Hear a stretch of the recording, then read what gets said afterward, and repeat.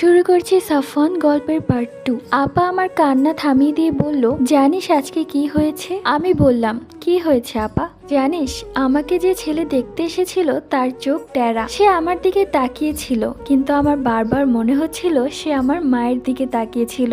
এই কথা বলে বড় আপা কি যে হাসলেন, আমারও খুব হাসি পেল। সেই রাতে বড় আপা আর আমি ছেলে পক্ষকে নিয়ে খুব হাসাহাসি করলাম। বড় আপা খুব মজার মানুষ, সে আমাকে কখনোই কাঁদতে দিতে চায় না। যখনই দেখবে আমার মন খারাপ বা কাঁদছি, তখনই এসে এটা ওটা বলে আমাকে হাসিয়ে দিবে।